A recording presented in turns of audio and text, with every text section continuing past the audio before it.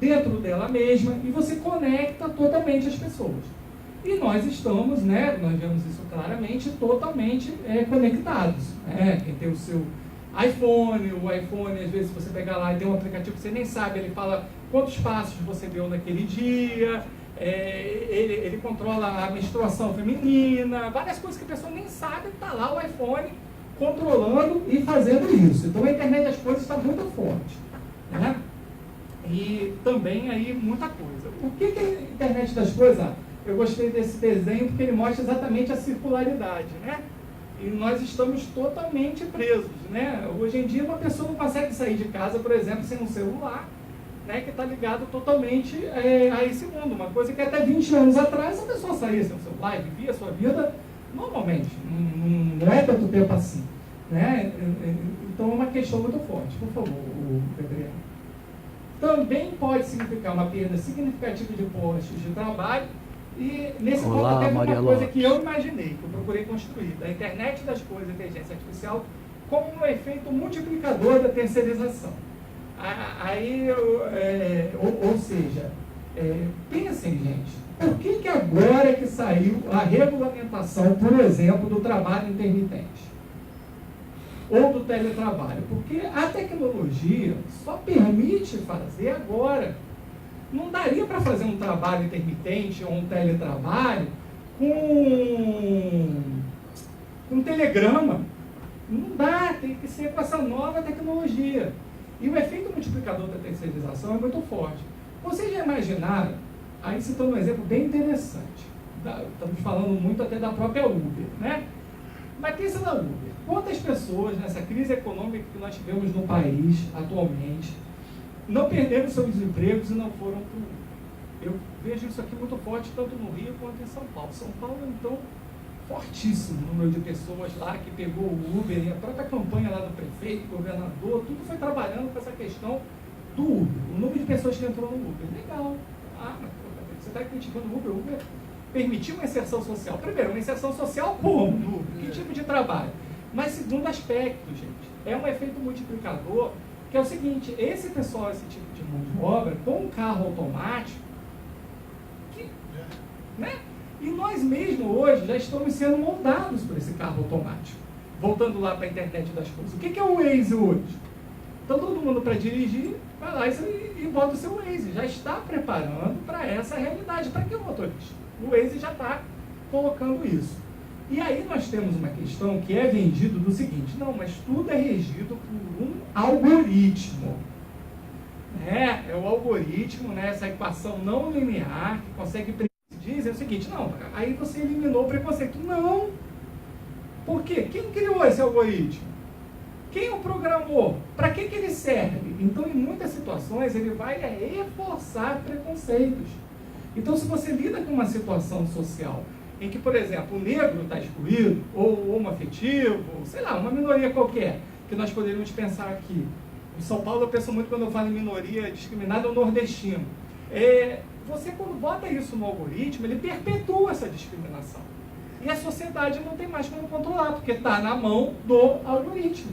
O algoritmo é que rege isso. E cada vez mais a gente está trabalhando sobre isso. Por exemplo, os bancários, que é uma das categorias que sempre foi pioneira por ser atingida pelas mudanças tecnológicas. Quando você estabelece certos programas de meta, etc. e tal, ele é regido totalmente por esse algoritmo. Até no serviço público isso já está chegando. Até no serviço público. Você bota lá o algoritmo e vê lá, fulano de tal, o procurador tal, ele fez 10 termos de compromisso nos últimos meses. O outro fez 2.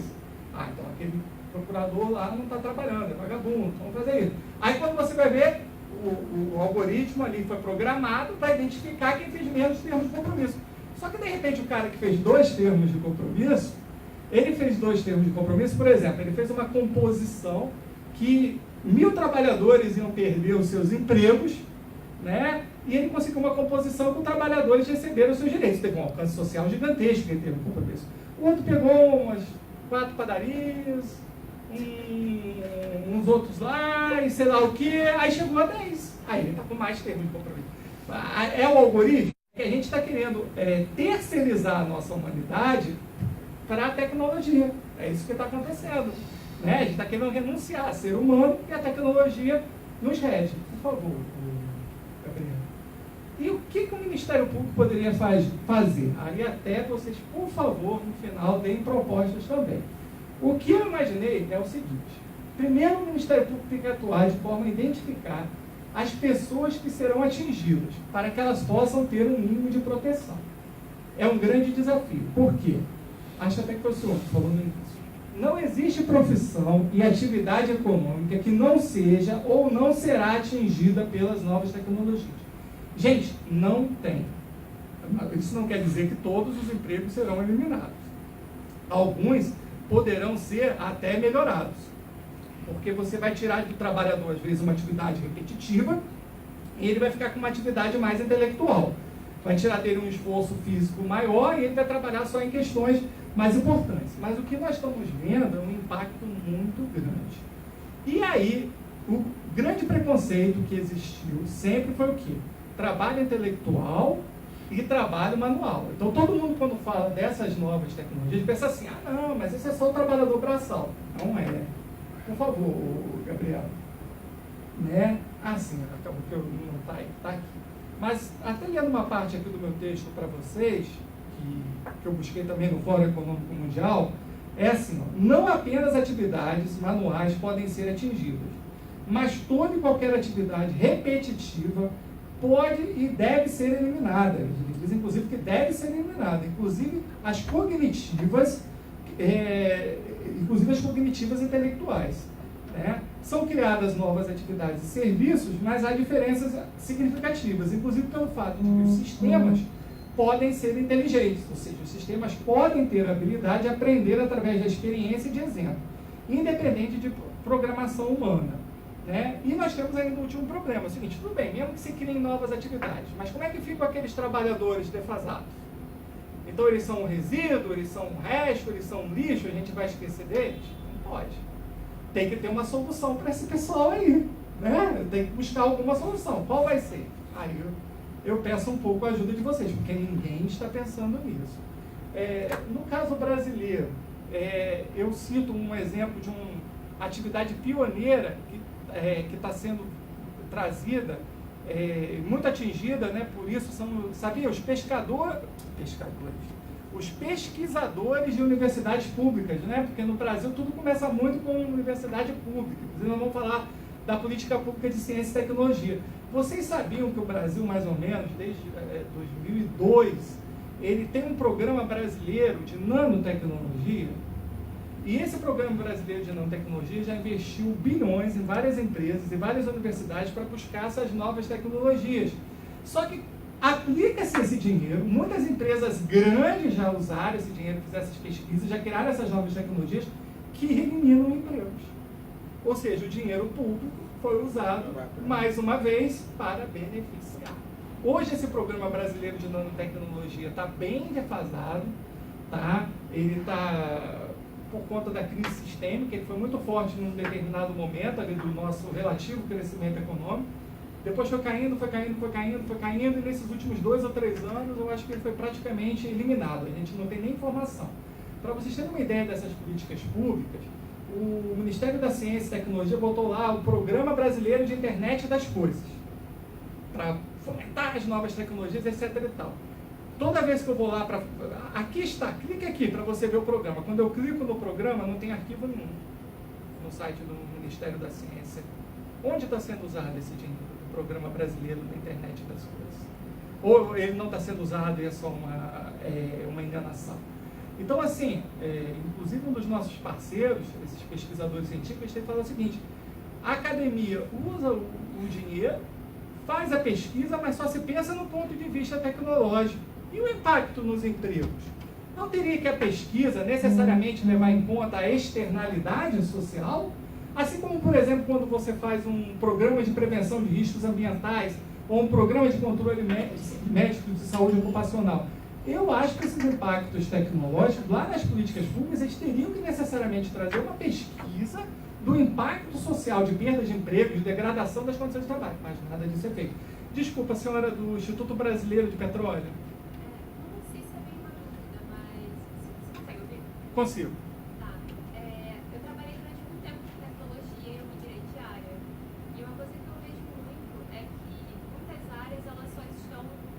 postergando o tempo que elas vão deixar de existir. Isso. Porque, como você disse, dá para ajudar em muitos casos, em muitas áreas, mas seria algo a se pensar, talvez, que só vai durar no máximo uns 3 ou 4 anos. Porque, como você falou, é algo que é tão novo. Por exemplo, lançou o iPhone X ontem e agora já tem um novo iPhone X. E assim diante para qualquer outra máquina ou software, como você disse, que é o principal. Como seria essa base de ajuda? Pois é, nós vamos falar aqui da educação, e a sua pergunta acaba sendo muito oportuna, porque o que está sendo levantado é o seguinte: em 2 ou 3 anos, com essas novas tecnologias, toda pessoa, todo trabalho, toda pessoa com seu conhecimento que entra no emprego já não tem mais valor. Então, é uma coisa que as pessoas trabalhavam numa empresa, mas, por exemplo, aqui está do metalúrgico. Eu me lembro uma vez de conversar com alguém do sindicato de metalúrgico, pode ter sido com ele ou com outro, e da pessoa contando daquele trabalhador idoso aposentado que só ele sabia mexer lá no negócio na empresa, e ele mesmo aposentado de vez em quando era chamado porque ninguém conseguia mexer naquilo. A caldeira do estaleiro Mauá. Oi? A caldeira do estaleiro Mauá. A caldeira, Só ele mexia. só ele sabia mexer. Tem 90 anos, só ele que mexe. Ainda hoje. Até hoje. Pois é, então hoje você vai ter uma situação que o trabalhador, olha como é que inverteu completamente. O trabalhador em 2 ou 3 anos ele se defasou. Como é que isso se coloca em termos de educação? Né? Então, gente, ó, quem pode ser atingido? Pode ser atingido metalúrgicos, químicos, das indústrias químicas, do óleo e gás, bancários, médicos, professores. Você já tem aplicativos de medicina no mundo inteiro que, por exemplo, a pessoa bota lá e faz o exame e o médico virtual já te dá a receita e faz. Então, não há atividade que não possa ser atingida por isso. Nós temos um desafio muito grande. Olha o desafio que nós vivemos no nosso país. Nós estamos tendo o direito do trabalho sendo desmontado e, ao mesmo tempo, nós temos um desafio de avançar com o direito do trabalho, porque essa norma que está aí, em saúde e segurança do trabalho para a nanotecnologia, ela não vale nada. Sabe por quê? Porque você tem a nanotoxicologia. E o que é nanotoxicologia? Você ainda não consegue avaliar, não há pesquisas sérias, na maioria das atividades em que é usada a nanotecnologia, do impacto tóxico na saúde do trabalhador. Não há pesquisas ainda. A União Europeia, recentemente, lançou um informe sobre isso.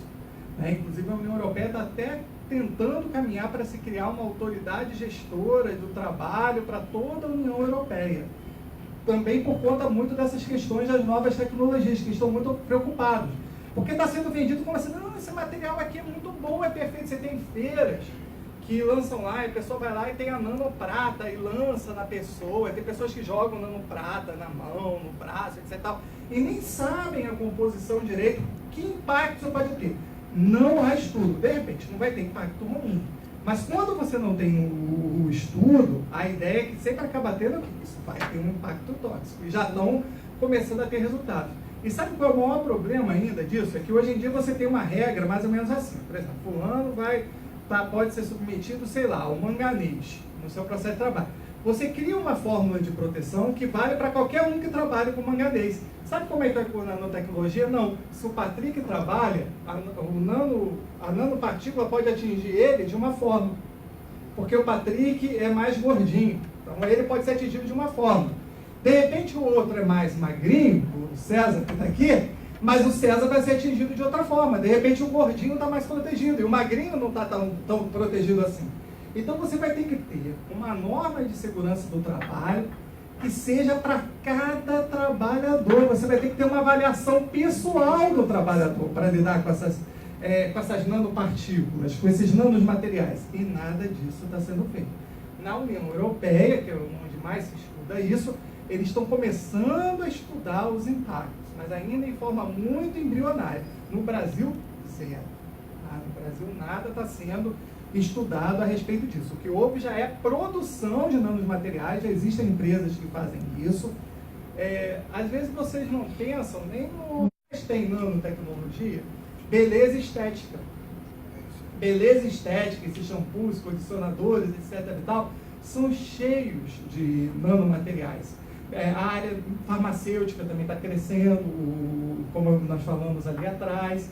E você não tem estudo, porque você veja, é todo um processo. Você tem o consumidor, você tem o trabalhador, né? Então você tem o trabalhador que produz aquilo, qual a proteção que está dando? Às vezes a empresa, vamos imaginar uma empresa até que está fazendo a proteção clássica, né? Que a lei exige. De repente a empresa está tendo boa fé, pode acontecer em várias situações, mas está inefetivo, porque não atende à realidade tóxica das nanopartículas. Então você tem esse desafio aí.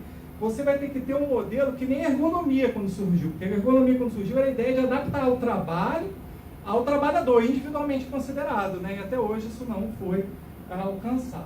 Por favor, Gabriel. Então nós temos alguns desafios das alterações, das condições de trabalho, das formas de gestão do trabalho. Então você tem, o grande desafio para mim jurídico seria esse, a regulamentação do inciso 27 do artigo 7º da Constituição, que fala da proteção do trabalhador em face da automação na forma da lei. E esse artigo está totalmente esquecido. Houve, há um tempo atrás, já tiveram alguns projetos, mas não tem nada hoje. Não tem uma discussão, um projeto de lei atual, de como que isso vai ser regulamentado.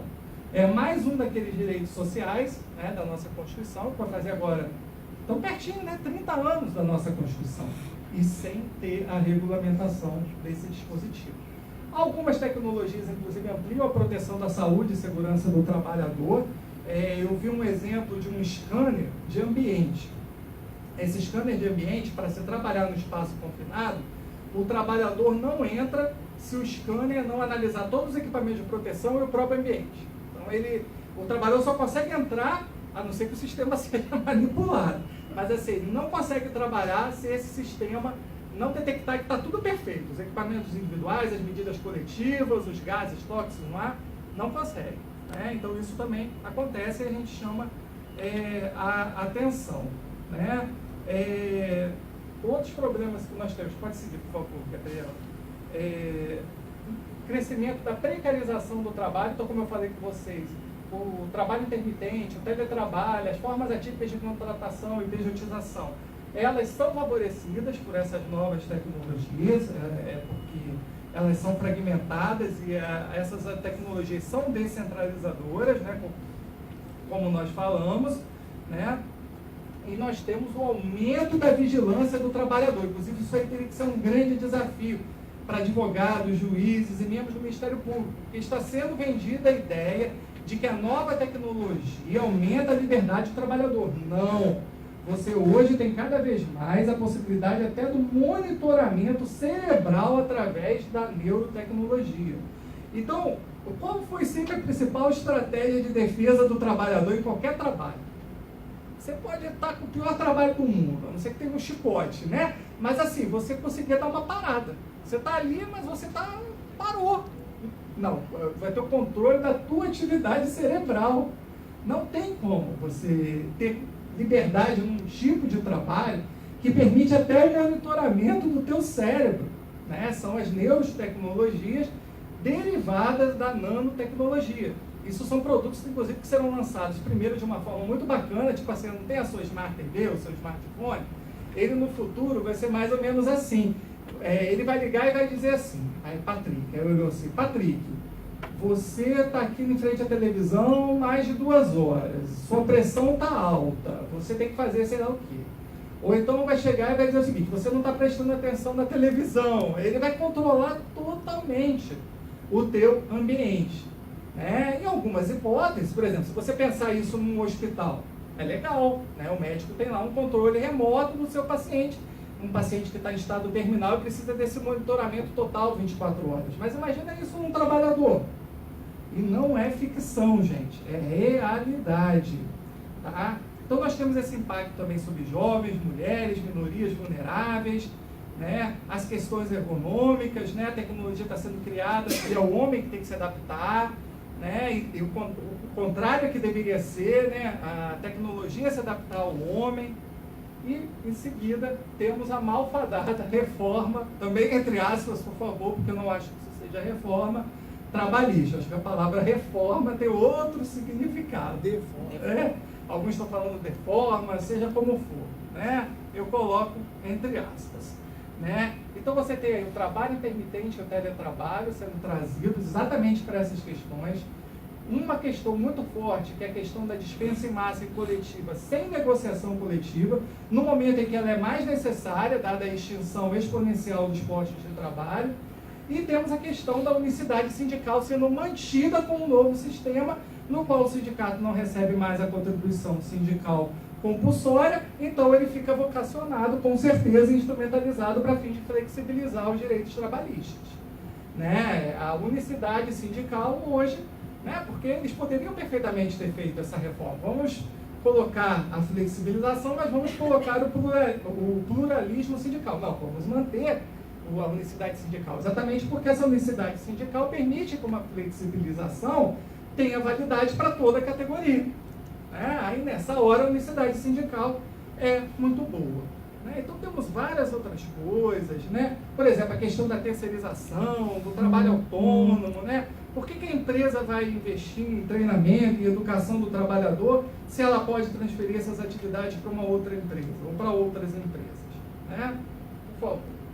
Aí nós temos que procurar alternativas. Eu pensei em políticas públicas e sociais adequadas a este momento. Por favor, Gabriela. Alguns estão falando na renda mínima, que seria a renda mínima social independente do trabalho. Então, muitos colocam isso, alguns políticos, poucos no Brasil, defendem essa bandeira. Em alguns países nórdicos já está virando uma realidade localizada como experiência, no Canadá. Outros, a questão do direito de transição. Essa aqui é o desafio que eu vi numa reportagem recente da Economist, que eu acho que os sindicatos vão ter que criar uma coisa assim. Olha só, que é a sugestão que eles deram. Os trabalhadores, porque a inteligência artificial, gente, ela não é magia. Embora a gente sempre diga assim, até um antigo cientista falou isso. Quando a tecnologia é muito avançada, a diferença entre ela e a magia é pequena. Mas a grande questão é que ela não é. Então, tipo assim, mesmo a inteligência artificial, eu construo uma inteligência artificial que vai eliminar a necessidade de um procurador do trabalho.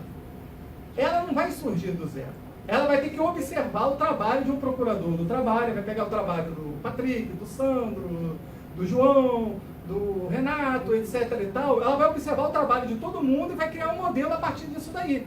Então, qual seria o desafio que a Economist defende? A Economist é uma revista liberal, econômica, ela não é uma revista de esquerda, não, muito longe disso. Ela defende o seguinte, que as empresas teriam que pagar pelos dados e ações de trabalhadores que forneceram a data ao sistema de inteligência.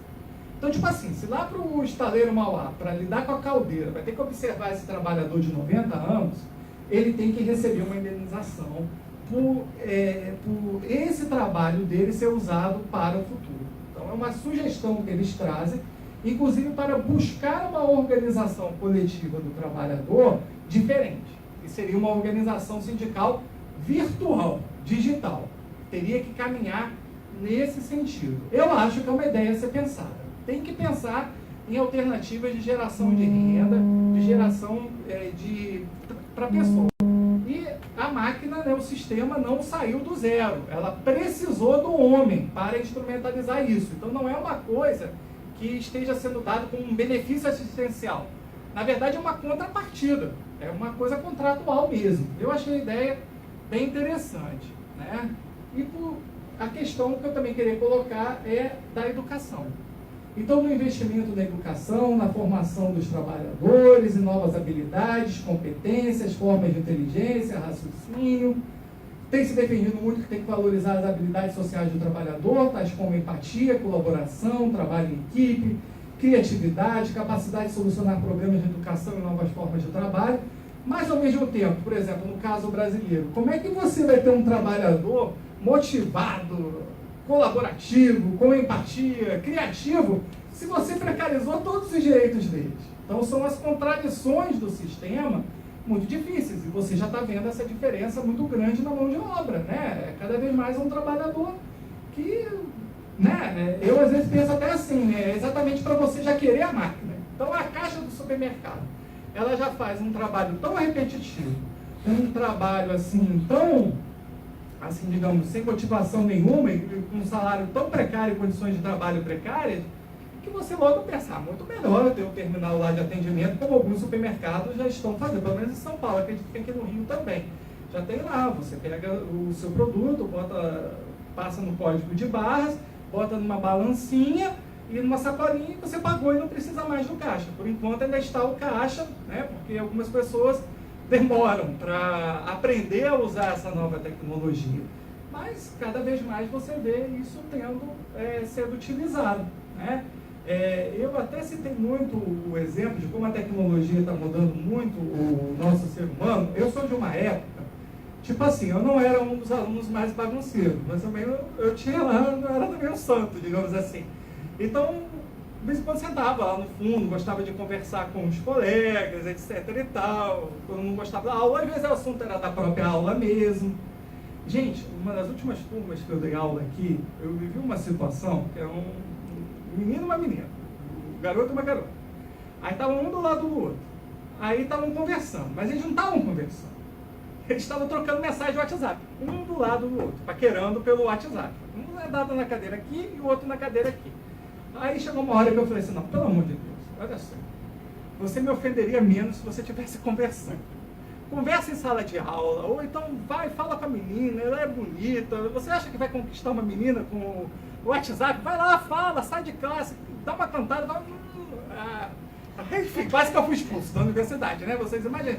Mas me fez pirar, porque assim, tipo assim, as pessoas cada vez mais diminuem a comunicação.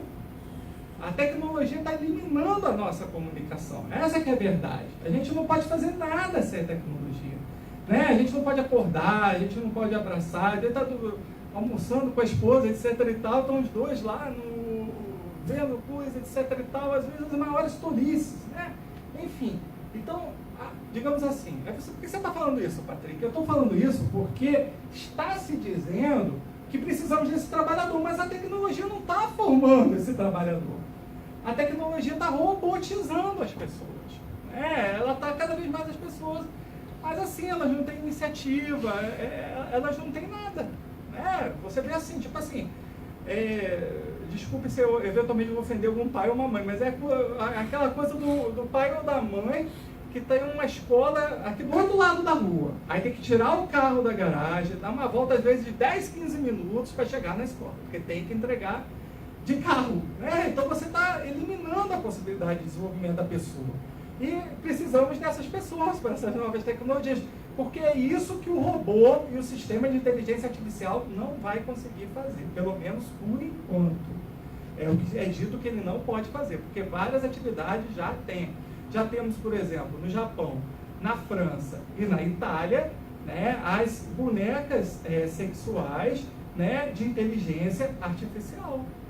Então a pessoa vai lá, né, eu até me assustei quando eu vi. Quando eu vi Japão, eu logo entendi pela cultura. Mas assim, quando eu vi França, aí você entra lá em Paris, aí tem a boneca toda perfeitinha, etc e tal. É para relação sexual, porque você não quer ter o contato com a pessoa, né? Você não quer nem falar na relação sexual, você quer só o ato biológico, né? Estrito e puro. Achei até interessante que a Itália proibiu, né, as bonecas sexuais. Já não tinha ação contra bordel há muito tempo na Itália, eles fizeram uma ação.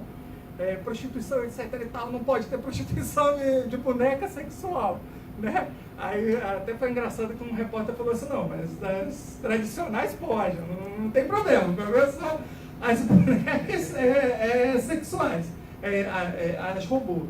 Então nós estamos eliminando a nossa humanidade, né? Por isso que essas novas tecnologias estão prosperando, por favor. Né? Então eu penso numa perspectiva de educação mais global, mais participativa, mais humana, por favor. Então, vários tipos de inteligência teriam que ser valorizados para esse novo trabalhador, a inteligência contextual, emocional, a inspirada, né? Olha que bacana falar isso, é tão bonito, né? Busca contínua de significado e propósito, né? Mas vai um trabalhador intermitente que tem que pagar para o INSS para poder se aposentar sem ganhar para isso, vai ele buscar uma inteligência inspirada no trabalho dele, esse trabalhador intermitente, ele vai conseguir encontrar isso? Talvez um ou outro consiga, né? Enfim, gente, só colocando, né, então, algumas coisas, pode seguir, Gabriela, por favor, né, a relevância da saúde e segurança do trabalho, né, de entenderem aprender novas maneiras para manter nossos corpos físicos em harmonia com nossas mentes, nossas emoções e o resto do mundo. Eu tive uma ação civil pública recente lá em São Paulo, logo que eu cheguei, que era dos trabalhadores de limpeza. E aí era um trabalhador tradicionalmente desprezado, etc. e tal. Aí eu falei com ele, gente, vocês não olham o trabalhador, do que ele faz. E foi engraçado quando eu cheguei lá, acho que era o ano da Olimpíada. Aí eu vi os movimentos dos trabalhadores puxando e jogando lixo assim pro alto, e eu lembrava dos arremessadores de martelo de disco na Olimpíada. Né? Eu falava que vocês não pensam no trabalhador, né? Porque se vocês pensassem nisso, vocês formariam tantas pessoas até para outras áreas, né? Enfim, então a saúde e segurança do trabalho, ela tem que ser pensada de uma forma hoje mais holística, mais completa, não é só aquela coisa tradicional das obrigações, né? Tem que ser mais proativa, por favor. Né? Sim, essa é a parte que eu acho que as empresas não vão gostar. Né? Até primeiro elas podem até gostar, porque a educação é uma atividade para toda a vida. Essa é a mudança que eu acho que o direito do trabalho tinha que trazer, e não apenas uma exigência prévia para assumir um trabalho. Então nós temos hoje uma aprendizagem que é voltada só para o jovem e o adolescente, mas na verdade teria que ter uma aprendizagem contínua. Tem que ser para a vida toda do trabalhador. Não pode ser, entrou na empresa e teve um treinamento. Não, tem que ser contínuo. E aí, quem coloca essa questão é um administrador de uma escola famosa de administração lá de Harvard, que, caso eu me engane, ele foi até secretário do Clinton, e ele chamou muita atenção para isso, que o dever de educação é do Estado, perfeito, mas é também das empresas. Tá? E ele diz o seguinte, não é também não, é principalmente, quem vai ter que assumir, se esse sistema funcionar para proteger o trabalhador, quem tem que assumir esse dever de educação é o Estado. Porque, gente, é claro que a nossa educação pública tem que melhorar muito. Ninguém vai questionar isso aqui, né? Tem que melhorar muito. Mas, gente, não tem como você fazer um modelo de educação pública baseado nas necessidades da empresa. Porque a necessidade da empresa vai mudar em 2 ou 3 anos. Como é que a escola vai mudar isso? A escola pública não tem como. Nem nos países desenvolvidos. A contrapartida das empresas, claro, aí pode ter contrapartida tributária, várias outras coisas. Eu acho super importante. Mas o principal dever é delas, porque elas é que sabem as competências específicas que precisam. Tá? Então as empresas vão precisar ter uma responsabilidade de educação. O principal direito social que eu acho que o trabalhador vai ter no futuro, da mesma forma que o salário, vai ser a educação. A empresa que vai ter que educá-lo constantemente. Inclusive, se for superada a atividade dele, requalificá-lo, retreiná-lo, é o dever principal da empresa. Muito interessante, isso vem inclusive dos americanos. Assim, nós temos também os impactos dos princípios jurídicos, né, que poderíamos implementar para essas novas tecnologias. Pode seguir, Gabriela, por favor. O principal princípio da precaução, que vai além do mero princípio da prevenção. Então, toda e qualquer tecnologia, antes de ser aplicada, necessariamente ela vai ter que ter um planejamento do impacto que isso vai ser submetido ao trabalhador, a regulação mandatória específica, como eu citei o caso da nanotecnologia, então você vai ter que ter regulações específicas. Por favor, Gabriela. O princípio da proteção à saúde e segurança para o público e trabalhadores, eu acho que é uma coisa que os sindicatos, o Ministério Público, etc. e tal, os que seu trabalho não conseguem mostrar muito claramente, que proteger o direito do público é proteger o direito do trabalhador. Um caso recente, um caso que envolvia a exposição do trabalhador a benzeno, que numa audiência pública, um procurador, um colega, aí ele colocava lá da importância de proteger o trabalhador, etc. e tal. Aí estava se falando dessa coisa horrorosa dos postos de autosserviço, que iam eliminar os frentistas. Aí estava todo mundo nem ligando o que ele falava. Aí foi o seguinte, olha, inclusive é comprovado que usar isso pode gerar toxinas pro cara lá que tá bom. Aí todo mundo começou a prestar atenção. Todo mundo que tem seu carro começou a pensar, porque aí ele atingiu. Então tem que pensar numa estratégia de colocar esses direitos de uma forma mais ampla. A sustentabilidade ambiental a longo prazo, né, que é uma coisa do planeta, não só nosso. A transparência, eu citei o exemplo das políticas públicas, que não temos transparência, inclusive, gente, nem se esses recursos foram usados como. Os recursos saíram para empresas, Mas como que essas empresas fizeram? O que elas criaram? Nem isso tem essa transparência de como foram usados esses recursos da nanotecnologia e como hoje serão usados esse recurso da internet da coisa. É dinheiro público, é dinheiro de todos nós como cidadãos. O princípio da participação do público na formulação dessas políticas não é uma coisa restrita às empresas, né, por favor.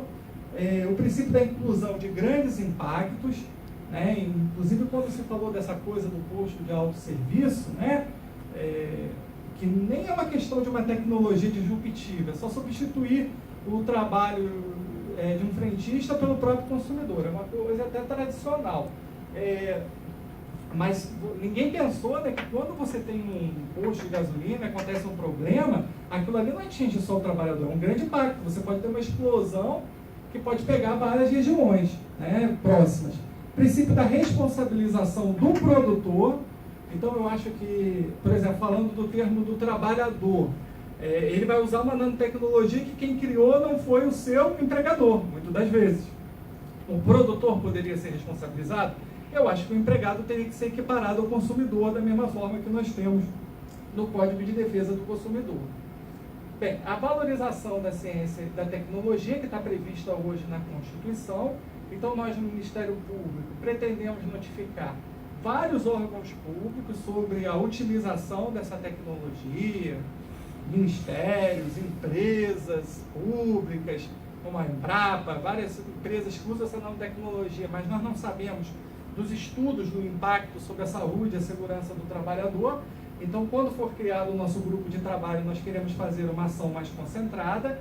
Se vocês souberem, digamos que o principal interesse em chamar vocês é esse. Se vocês souberem de exemplos de empresas, se souberem de exemplos de órgãos públicos que estão lidando com a nanotecnologia e não estão prestando contas desse serviço, seria interessante nos informar, tá? Então, por favor, ajudaria muito, Gabriela. E essa questão que eu falei, né? As pesquisas e financiamentos públicos têm que trazer estudos dos impactos sociais e ambientais dessas novas tecnologias.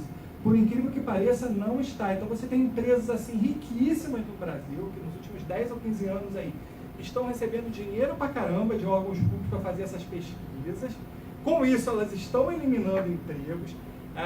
Hoje, essa eliminação de empregos pela tecnologia, as pessoas estão achando meio desprezível, porque nós estamos vivendo uma crise econômica recessiva já aí de anos no Brasil.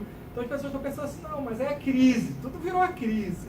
Mas o impacto dessas novas tecnologias, mesmo que for pequeno, para quem já está arrebentado, qualquer coisa faz muita diferença e vai ser cada vez maior. Tá? E vários grupos já estão nos ajudando. A Fundacentro foi que a principal nos ajudou. Sem ela, nós não conseguiríamos ter nenhum conhecimento mínimo para atuar nessa questão. Então, eu agradeço muito e sempre a Fundacentro, uma estrutura precária de trabalho. Nós temos uma pesquisadora lá que, se não fosse a PEC da Bengala, que estendeu a aposentadoria compulsória, nós não teríamos mais uma pesquisadora para atuar nessa área. Temos algumas universidades que já estão nos ajudando, como a Unicinos, uma universidade muito boa lá do Rio Grande do Sul. Essa rede Nanosoma de pesquisadores tem nos dado inúmeros apoios, publicações, tem nos ajudado muito. E nós também já estamos recebendo ajuda de sindicatos, de associações de apoio ao trabalhador. Uma das características boas que eu acho lá de São Paulo é que existem muitas associações, por exemplo, a Associação dos Expostos ao Mercúrio. Os trabalhadores, independentes do sindicato, eles também se organizam. A gente fica pensando, o sindicato não faz nada, não. Eles vão lá e eles mesmos se unem e procuram fazer as coisas. Então, algumas dessas associações têm nos ajudado, e até pequenas e microempresas, com medo delas serem extintas, têm procurado ajudar a gente. Aí, o grande desafio que eu queria trazer para vocês é o seguinte: vocês querem ajudar a gente? Vocês que estão aqui, vocês podem nos ajudar? Só em vocês estarem aqui, gente, já nos ajudaram muito, tá? Mas se quiser nos apoiar mais, nos trazer informações, problemas, questões, por favor, nos procure, tá? É como diz o João Cabral de Melo Neto: um galo sozinho não tece amanhã. Então a gente precisa do apoio de vocês. O próprio Ministério Público tem que fazer uma autocrítica de muitos momentos em que ele acha que ele sozinho vai construir uma solução. Nesse caso não vai, tá bom? Eu agradeço a presença de vocês, tá? Muito obrigado mesmo. Posso? O senhor quer falar? O senhor te falar, por favor, se identifica, fala do seu órgão e coloca as suas questões, por favor. Até pra gente poder aqui. Eu quero até fazer anotações também do que as pessoas estão falando para fazer uma ata, por favor. Ok. Opa. Eu sou Ivan Luiz, sou diretor... O senhor Ivan Luiz, aí o senhor é Luiz com Z? Com Z. Coroa é com Z, né? O garoto mais novo que conhece acento agudo no I. Mas o senhor é do Sindipetro, né? Sindipetro RJ. Aqui no Rio, né? É. E o senhor também está pela federação, não é isso? Isso, sou diretor de comunicação da Federação Nacional dos Petroleiros. Ótimo.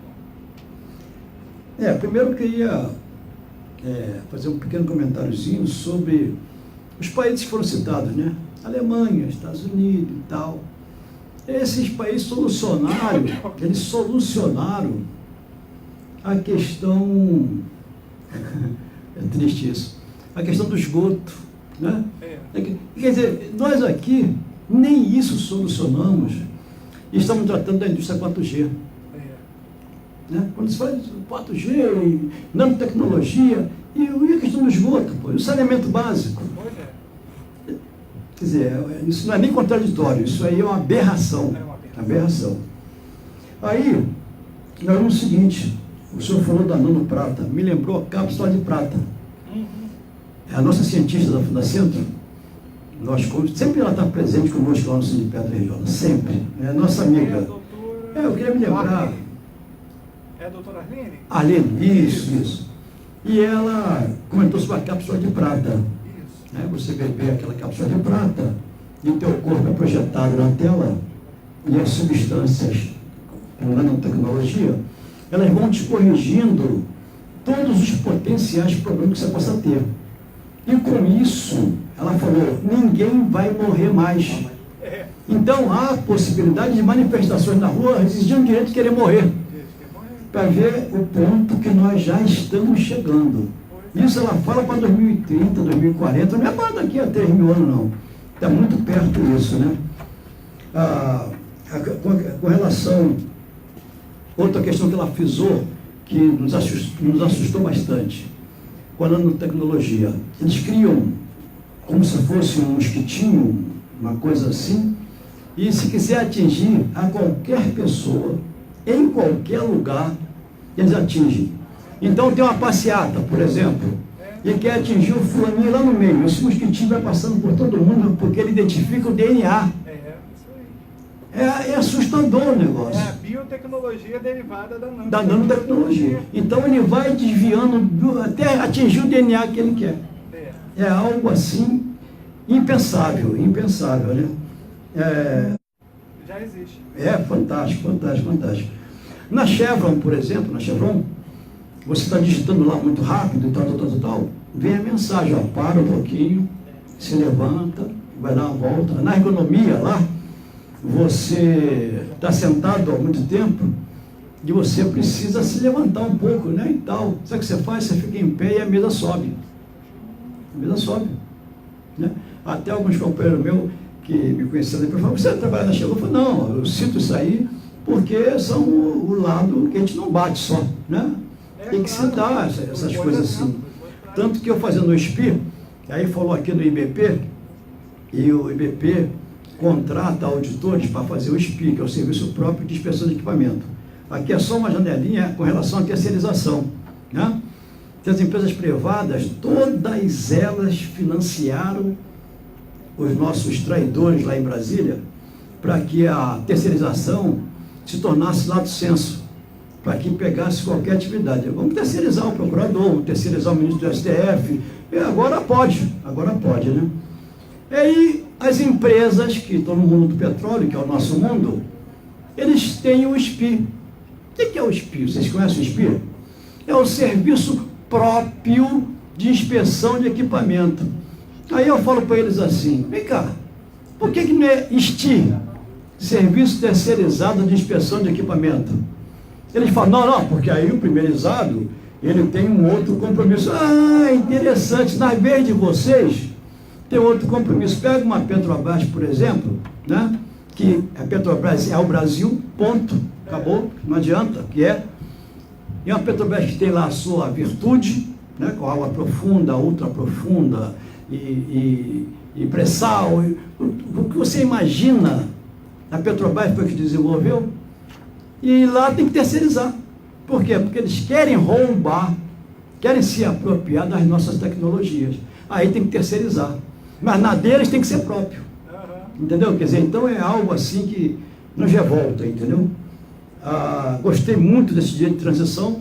Nossa federação está reunida agora aqui na Pasta 34, e eu vou levar para eles essa questão aí. Eu queria depois ver se nós conseguimos ter uma conversa, entendeu? Para aprofundar certas coisas que é fundamental para nós isso. O senhor me passa o seu WhatsApp? Sem dúvida, sem dúvida. Tá bom. Aí, quando falando... Já que é para usar a tecnologia... Já que vamos lá. Não, porque... Aí você vê, por exemplo, um país como o nosso, que nós vimos agora o ministro falar, que a votação eletrônica é confiável 100%. Aí nós pegamos um país como o nosso, que tem umas coisas assim que é revoltante. O título de eleitor não serve para votar. Entendeu? Você vai com o título de eleitor, você não vota. Por quê? Tem que ter foto. Mas por que não tem foto no título? Aí entra várias questões, né, que nós precisamos aprofundar um pouquinho mais. Eu notei aqui umas coisas, mas eu acho que tem outras pessoas também que querem dar suas colaborações e eu vou passar. E o senhor já consegue identificar, desculpa abusar do senhor, mas assim, o senhor já consegue identificar, e até o senhor pediu essa reunião, com certeza a gente vai fazer uma reunião específica com vocês, como nós estamos fazendo também já com os metalúrgicos, da Sonat também, e acho ótima a ideia de uma reunião nacional, mas vocês conseguem já identificar casos concretos na Petrobras, na indústria de óleo e gás, de perda de empregos por conta dessas novas tecnologias? Agora, porque nós temos duas federações na nossa categoria, né? Uma, que eu faço até programa na rádio petroleira e tudo, e a série que eu estou desenvolvendo lá é exatamente sobre o sindicalismo amarelo. Sim.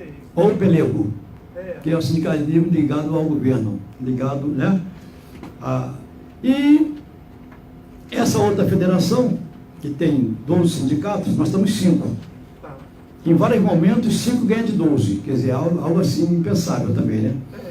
E no último acordo coletivo, por exemplo, para minha tristeza e para os nossos companheiros, eles assinaram, por serem maioria, um acordo coletivo que permite demissão em massa. Quando é que pode se pensar um sindicalista assinar um acordo coletivo que prevê demissão em massa?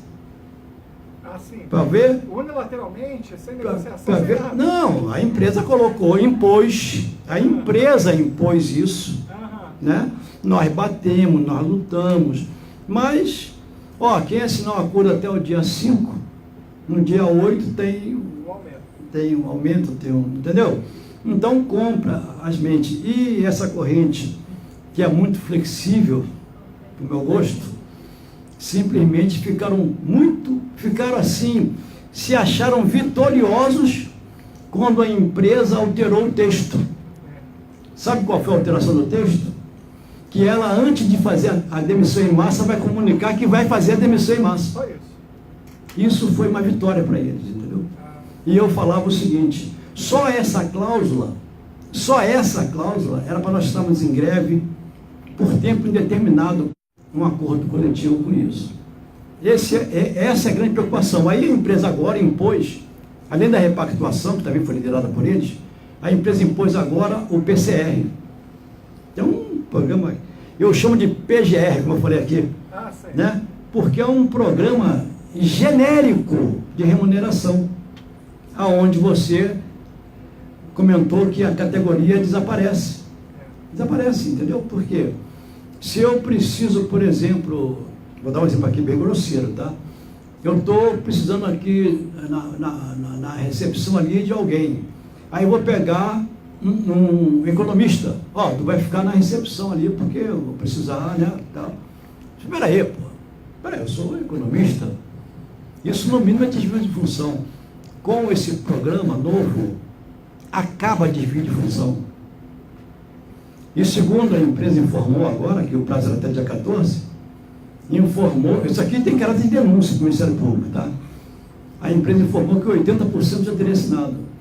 Os companheiros e companheiras estão trabalhando tremendo, preocupados, porque é algo assim que assusta. Ó, você pode até continuar no PCAC, porque o nosso plano de carreira, o PCAC, está lá, em vigor. E aí criaram o PCR. Né? E quem migrar para o PCR vai ter a questão da mobilidade e tal. Então, são umas armadilhas, umas coisas que eles criam, que nós já estamos visualizando o resultado, qual vai ser. E eu não gostaria muito de não profetizar, que eu vou falar aqui agora, mas o Ministério Público vai ter muito trabalho. Eu acho que vai ter, entendeu? E eu gostei muito dessa explanação, porque houve uma preocupação com o lado do ser humano. Em 1969, quando eu fiz meu primeiro curso na área da informática, quando eu ouvi falar a palavra cérebro eletrônico, naquela época, quando eu ouvi falar essa palavra, me sensibilizou tanto quanto hoje me sensibiliza a questão da célula, como é que é? Da célula-tronco. Célula-tronco, entendeu? Esses dois pontos em 69, então, eu fiz o primeiro curso, linguagem autocoder. E a Federação, desculpa interromper, mas a Federação Nacional dos Petroleiros é aqui no Rio mesmo, a sede? Não, é nacional. A sede é aqui na Passo 34. É aqui no Rio de Janeiro. É isso. Nós temos sindicato São José dos Campos, Litoral Paulista. Não, pode ser aqui. Pode ser aqui, pode ser em São Litoral Paulo. Paulista, São Paulo também. Temos lá no Pará. Entendeu? Tem uns 5 sindicatos. Tá joia. Então, em 1969, eu fiz um curso chamado, uma linguagem chamada autocoder, voltando para o IBM 1401. Aquelas máquinas enormes, né? Aí você vê hoje, e os HDs da Petrobras de 1 GB, eram aqueles HDs assim enormes, entendeu? Então, essas coisas aí você vê hoje, fala em nanotecnologia, aí você vê como é que a empresa veio se desvinculando do caráter social dela e só se voltando para a tecnologia. O grande perigo da tecnologia é exatamente você abolir o humano, né? E nesses filmes que você falou, existia aquelas figuras dos androides, você lembra? E hoje, o sistema que predomina hoje é o sistema Android. Então você vê como eles são inteligentes. As pessoas na rua hoje são verdadeiros androides. Quantas pessoas são atropeladas? Porque está lá personalizando o Android, entendeu? Deixa eu passar para outras, né? Tá bom? Tá bom, obrigado. Vamos marcar uma reunião então. Olha aí, ó. Quem vai falar, por favor? O Edson, por favor, Edson. Edson, você está pelo Sindicato dos Metalúrgicos, mas também pela Federação? Pela Confederação. Pela Confederação. Federação Nacional dos Metalúrgicos. Tá joia, por favor.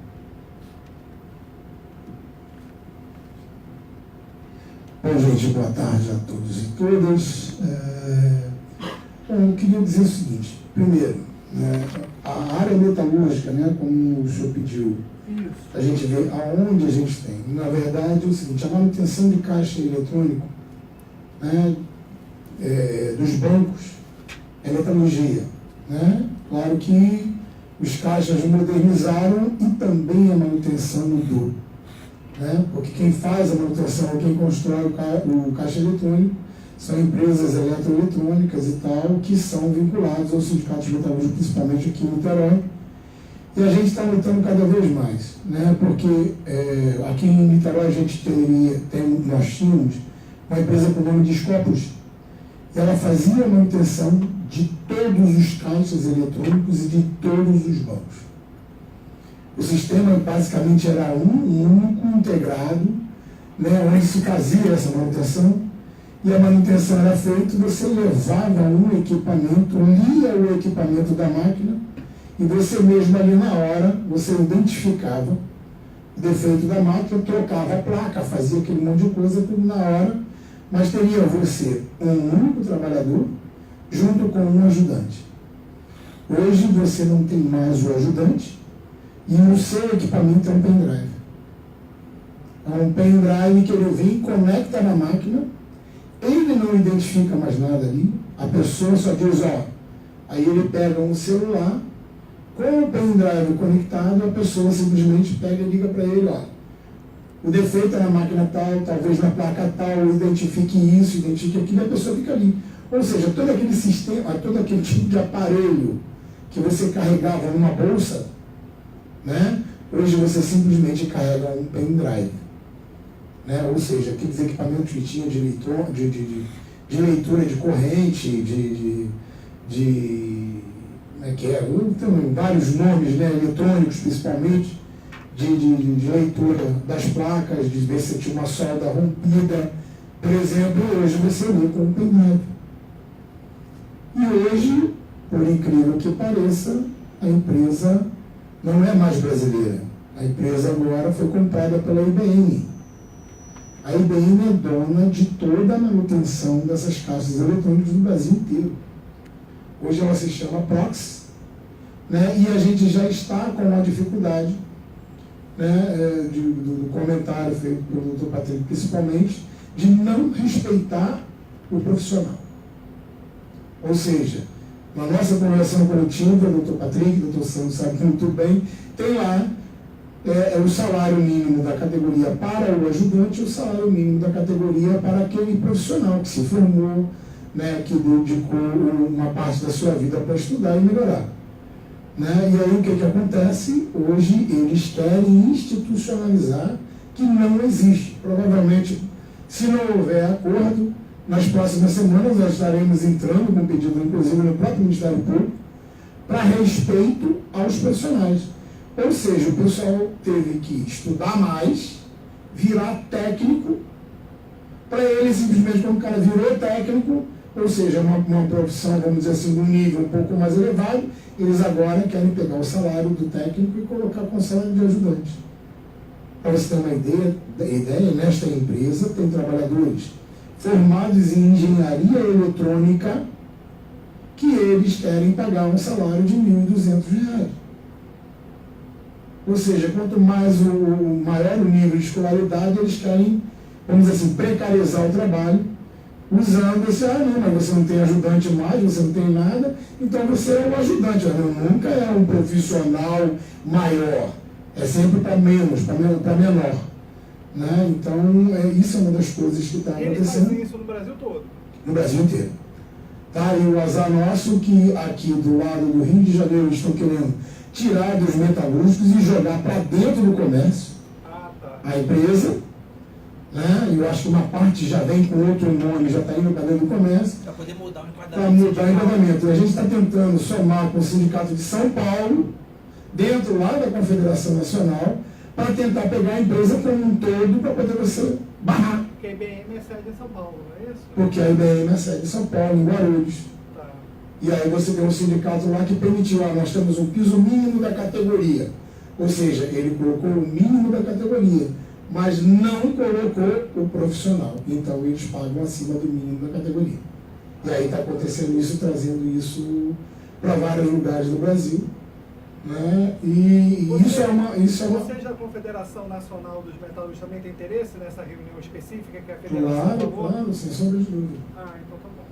Tá? Inclusive, e aí dentro da área naval, o que a nanotecnologia está trazendo, a gente já tem desde a tinta.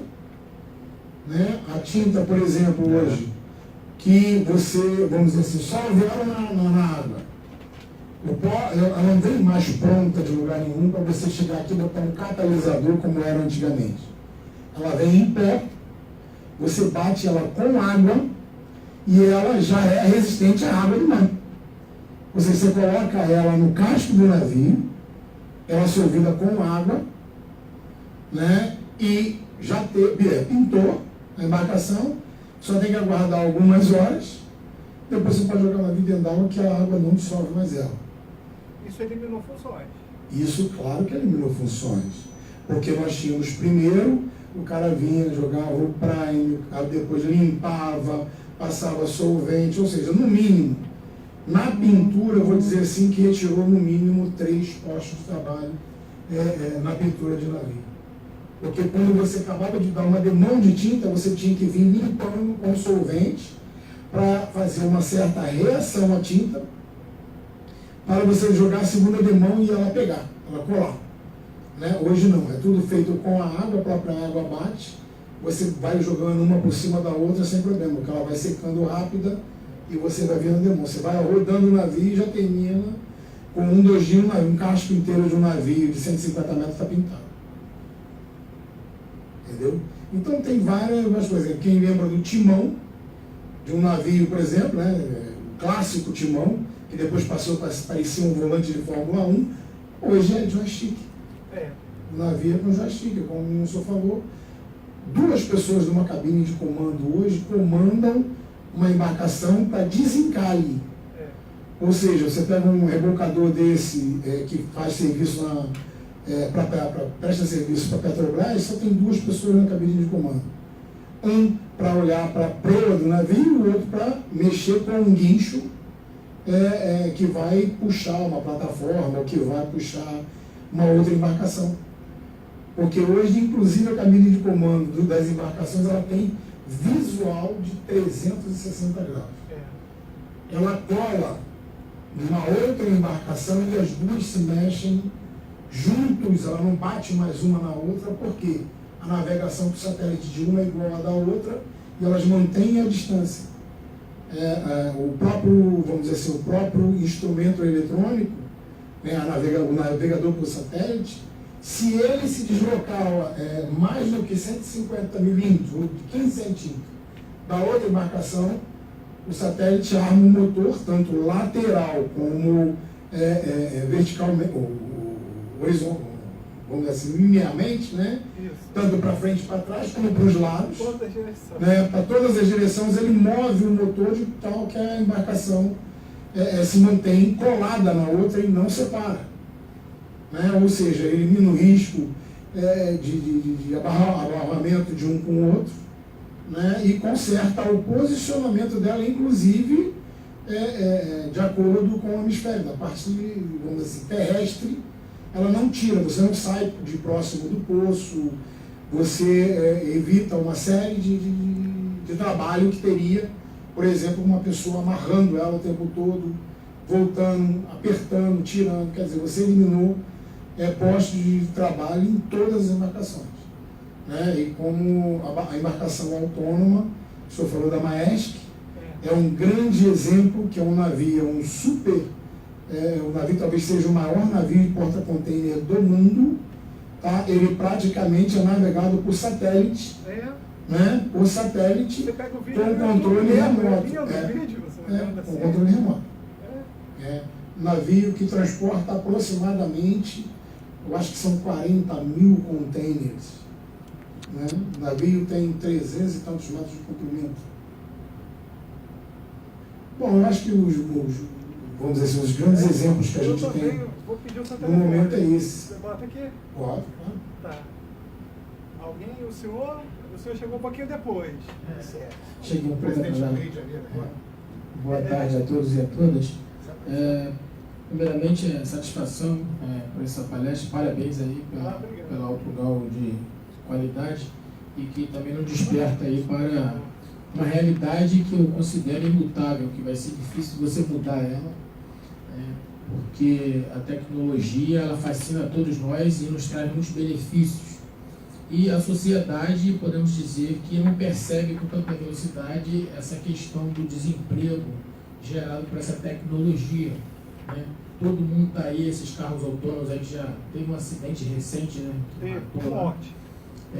Eu, particularmente, se eu viver até lá, eu não vou ter muita coragem de andar um carro desse, porque tem hacker, tem tudo, pode entrar aí, o cara mudar o curso, jogar você, tem terrorismo e essas invasões aí de redes dentro de tecnologia, é muito complicado. Então eu acho muito arriscado, né, mas caminha para uma certa segurança, porque a máquina tem mais condições de cálculo e prever o algoritmo. Né? Isso que o senhor fala é tão interessante, não vou interromper, mas Sim. eu recentemente estava vendo uma história do pessoal das grandes empresas, que hoje em dia eles estão chamando tipo das fábricas, né, que é Facebook, Amazon, Apple, Netflix, Google, né, Alphabet, que é subsidiária da Google. Aí o senhor está falando que não quer usar esse carro, aí eles fizeram uma pesquisa dos smartphones que eles usam. Eles não usam smartphone. Aí perguntaram para um deles, um só falou, não, eu não quero ser controlado. Ele não, eu quero ser controlado, porque se eu tiver um desse, eu vou ser controlado. Então, muito bem. Até esqueci de falar. Desculpa interromper. Não, tudo bem. Está no tema, né? Eu sou interinamente com o presidente do Sindicato Metalúrgico do Rio, né? Daqui da capital. Da capital. Então, essa é uma preocupação e, assim, realmente eu acho que é um desafio do Ministério Público do Trabalho, porque até a existência, né, das entidades, das autarquias, das fundações, muito bem ligada ao trabalho. O Ministério Público do Trabalho, a gente tem que ter o trabalho, né? Essa é a questão. E tem alguém aqui querendo acabar até com a Justiça do Trabalho, como já foi, né, vinculado. Então, realmente, a gente caminha para a situação de não trabalho, né, e as máquinas assumirem. É muito interessante a tua palestra. É uma questão de ética mesmo e de pensar a humanidade, que vida nós vamos querer para o nosso futuro, né, na empresa especificamente. Nossa metalurgia é bastante... tem equipamentos muito antigos e tem equipamentos bastante de geração nova.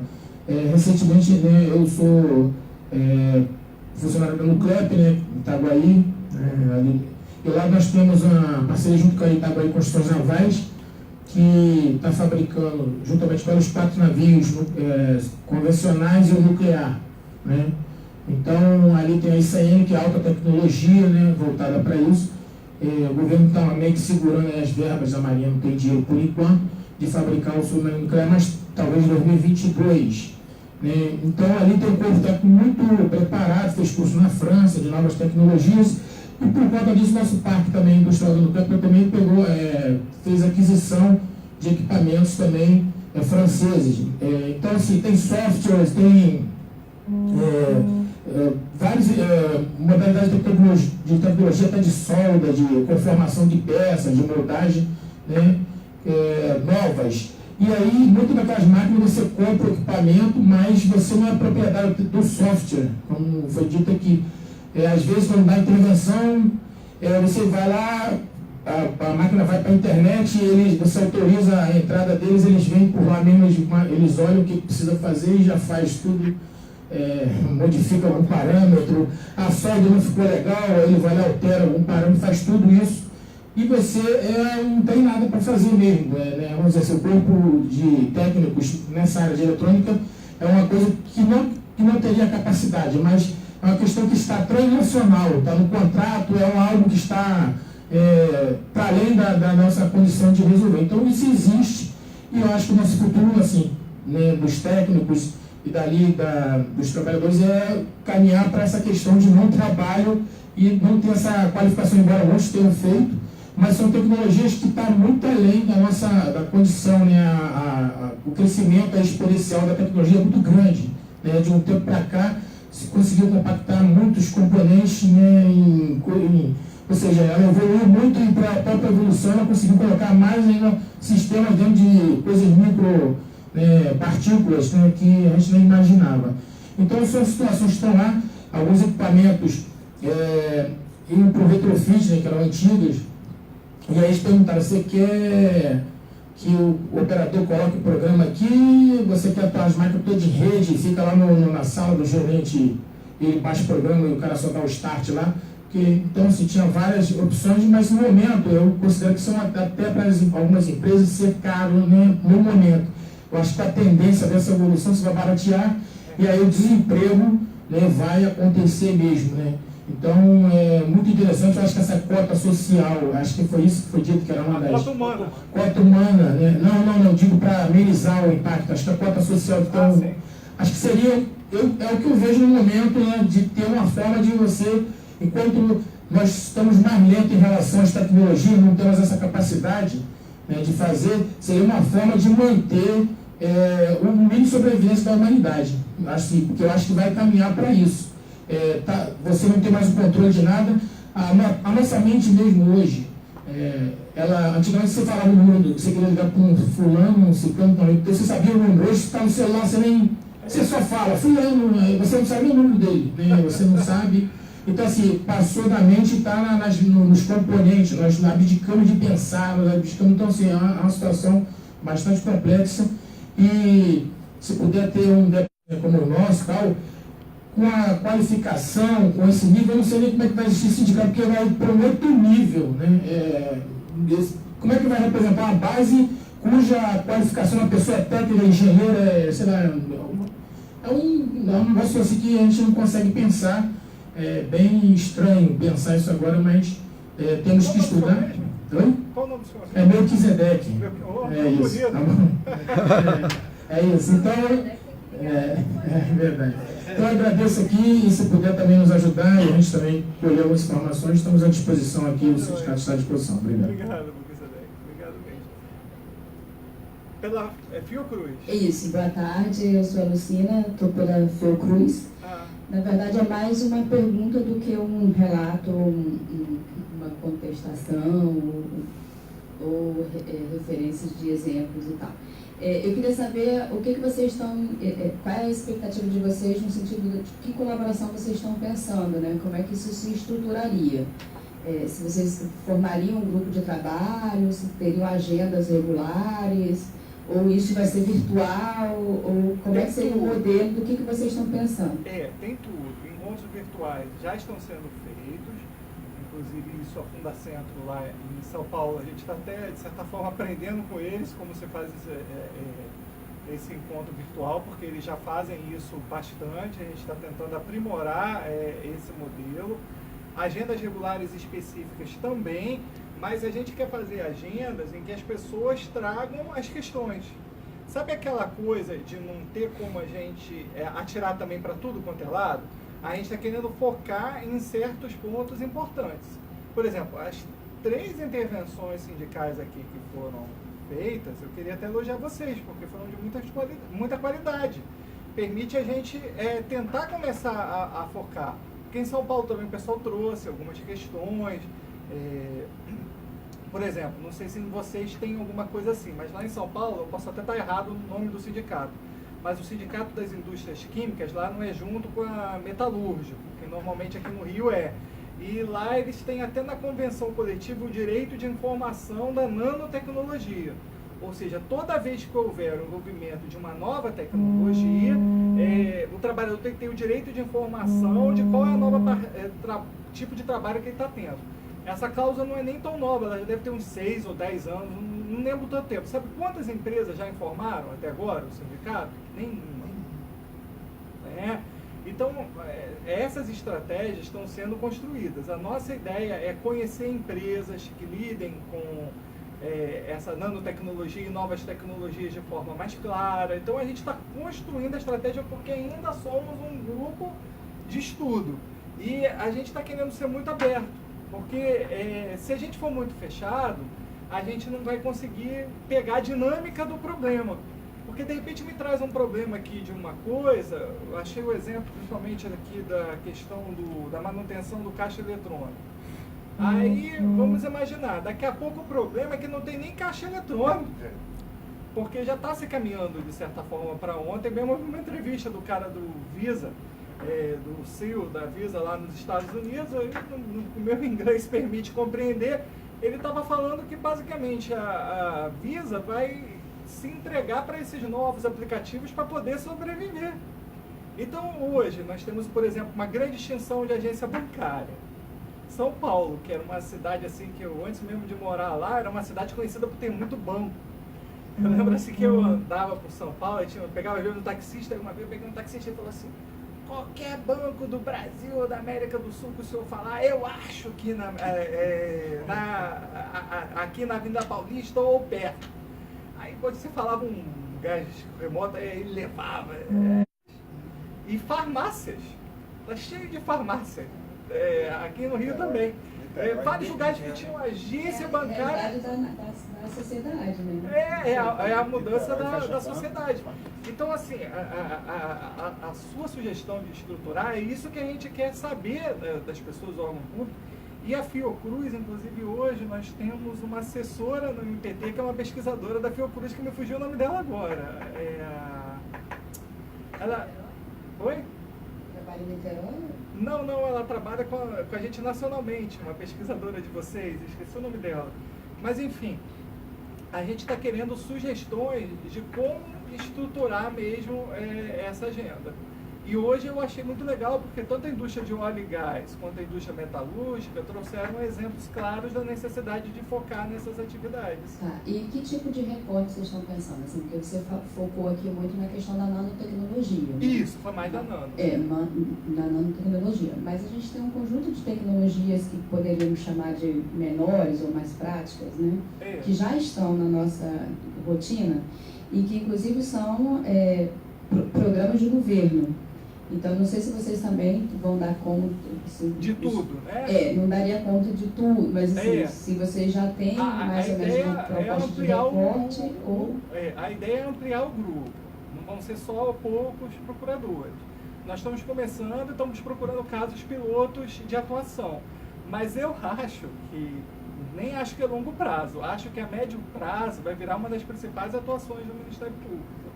O que acontece? Assim, usando de novo o exemplo do amianto, de sílica, quando a gente entrou, alguns procuradores foram bem pioneiros, mas assim, a gente entrou já com problema de muita gente doente.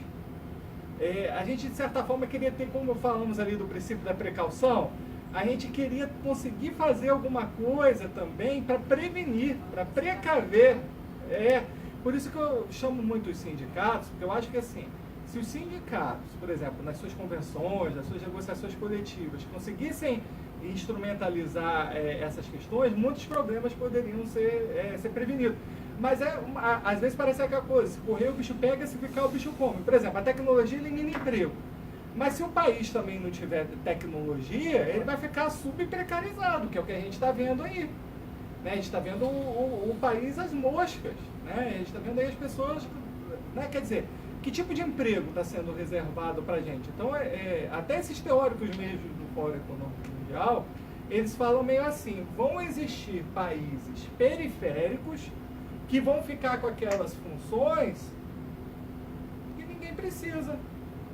E será que o Brasil já não está se transformando nisso, de certa forma, nesse país assim, que é só para aquelas coisas que ninguém quer, ninguém precisa? Mas tem dados que colocam o Brasil com outro comportamento em relação à tecnologia, né? Existem estudos que apontam que o Brasil ele recepciona muito bem isso, né? E ele se coloca muito em favor da inovação.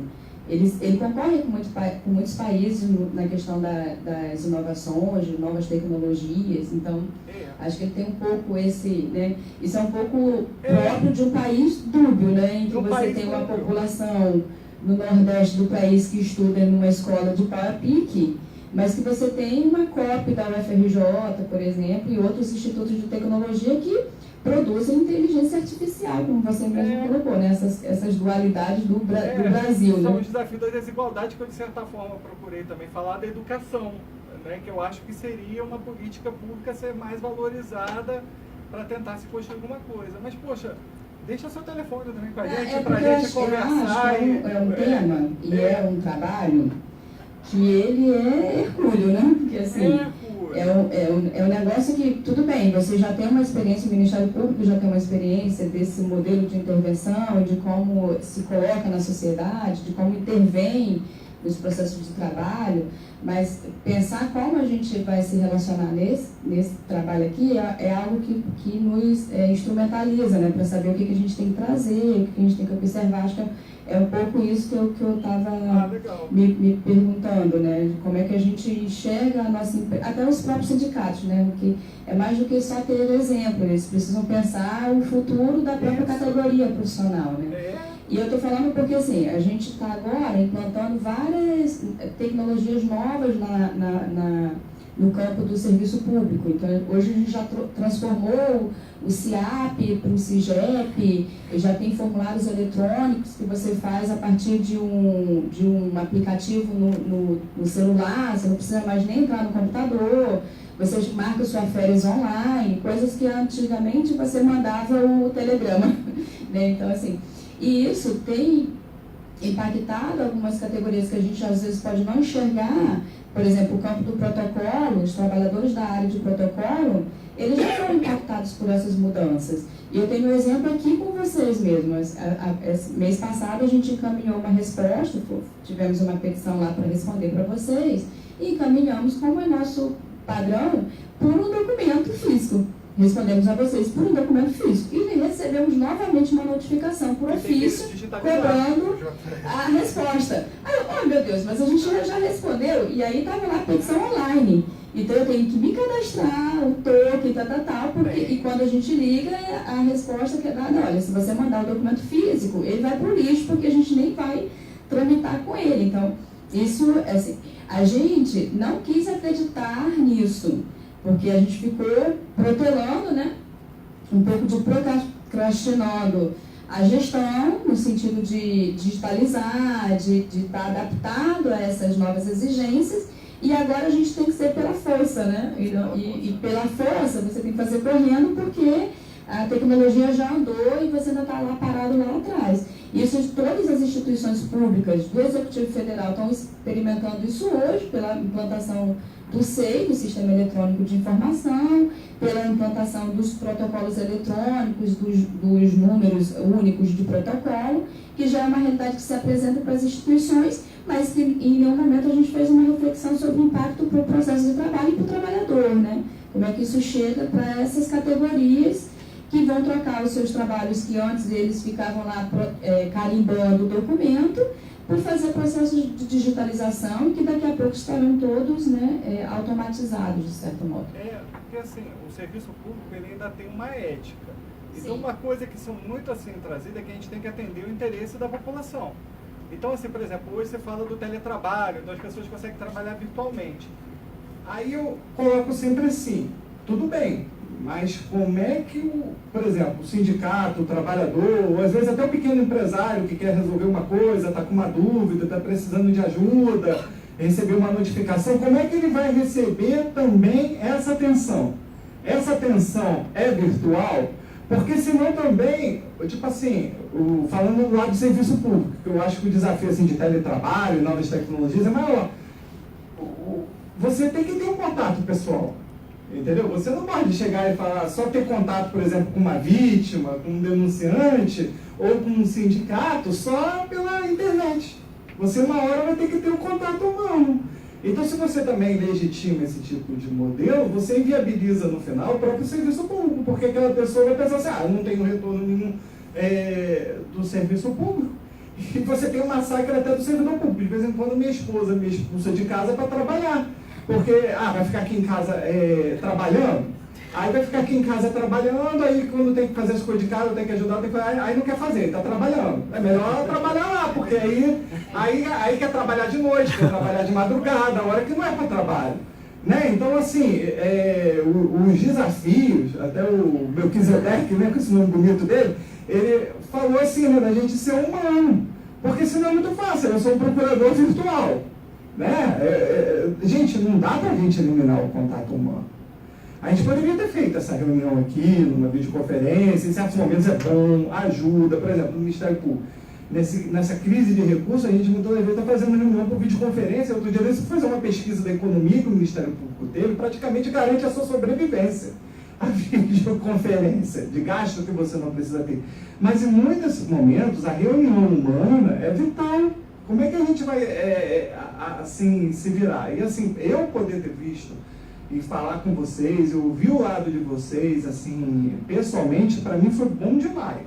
Assim, eu estou na procuradoria, assim, que eu comecei aqui como estagiário, dividindo assim como vocês. Aí depois estudando, fazendo concurso, etc e tal. E assim, o mundo do trabalho é esse. Né? Você tem uma senhora aqui que trabalha no elevador, aqui eu conheço ela desde estagiário. Ela trabalha aqui no elevador do Ministério Público. Aí você automatiza o elevador, tchau. Aí ela trabalha, sei lá, 30, 40 anos nesse edifício. É assim, né? É só isso que a pessoa vai ter de resposta do trabalho, do valor dela. Né? Uma pessoa que está sempre rindo, conversando, uma pessoa que está explicando às pessoas o que elas precisam ou não. Não automatizou. Aí fica aquela automatização até burra, né? Tipo assim, automatização dos elevadores em braille. Ah, inseriu o cego ali. Gente, como é que inseriu o cego ali? Se tiver mais de uma pessoa no elevador, ele lê o botão que ele apertou, mas como é que ele sabe o botão? Aí muitas vezes não diz nem o andar, o elevador. Né? Quer dizer, a tecnologia ela tem que servir o ser humano. E não o ser humano servir a tecnologia. Eu digo muito isso no meu dia a dia. E assim, até no serviço público eu às vezes vejo que certas novas tecnologias atendem mais o interesse pessoal de algumas pessoas do que o público. Porque quando você tem uma tecnologia, por exemplo, uma vez, aí você pode despachar e a pessoa recebeu o peticionamento eletrônico. Uma vez uma advogada de uma empresa até de médio porte lá em São Paulo, ela foi numa audiência para brigar. A empresa às vezes vai nas audiências para brigar, não é para explicar nada, é só para brigar. Aí ela foi lá para brigar, mas aí quando ela chegou, ela falou, olha, mas eu vou fazer um elogio ao senhor. Eu falei, vou elogio por quê? Ah, não, porque eu peticionei no dia tal, 3 horas da tarde, e 3h30 o senhor já tinha despachado. Então a tecnologia tem um lado bom, quando é físico, até chegar o pedido da pessoa, então acho assim, aí a tecnologia vamos usá-la. Porque permite que eu saiba do problema de forma automática. Mas não no sentido que agora eu vou ficar só virtual.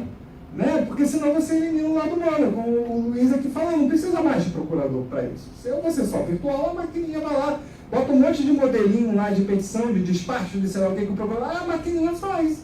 Ou o juiz faz. Mas isso que a gente está fazendo, de conversar, a máquina ainda não faz. Não sei se um dia ela vai ter essa capacidade de empatia, etc e tal. Mas isso ela não faz, está distante assim milênios dessa capacidade. Né? Ela não tem essa capacidade de interagir, de trocar ideias, de fazer uma crítica, de aprender com a experiência do outro. Algumas experiências que vocês me trouxeram aqui já estão me fazendo pensar, vão fervilhar minha cabeça de noite. Então, assim, isso a máquina não faz. Então é esse lado humano que a gente tem que puxar, e por isso que eu gostei muito das perguntas de vocês e da participação de vocês. Tá, gente? Não sei se alguém quer colocar mais alguma coisa. Hoje meu celular deu um problema, por isso que eu pedi que os telefones fossem por escrito, porque depois é que eu vou inserir no meu celular e quero entrar em contato com todos vocês, com as federações, as confederações, os sindicatos, para tentar procurar uma solução conjunta para a gente não ser só atropelado, a gente poder também agir e reagir também. Né? Hoje em dia as pessoas estão aceitando muito, né? Esse momento que o país está vivendo, e parece que não se pode fazer nada. Não é que eu queira dizer em termos de utopia, mas eu acho assim, não é possível que continue esse quadro social, esse quadro tão perverso durante tanto tempo assim. Não é possível. Eu pessoalmente acho que não é assim. Eu acho que tem que ter alguma possibilidade de reação. Eu não joguei a toalha ainda, digamos assim. Eu acho que a gente pode e deve reagir, tá bom? Obrigado a todos, gente, pela presença de vocês. Não esquece de dar o seu telefone, tá? Por favor. Obrigado, gente. Tudo de bom para vocês.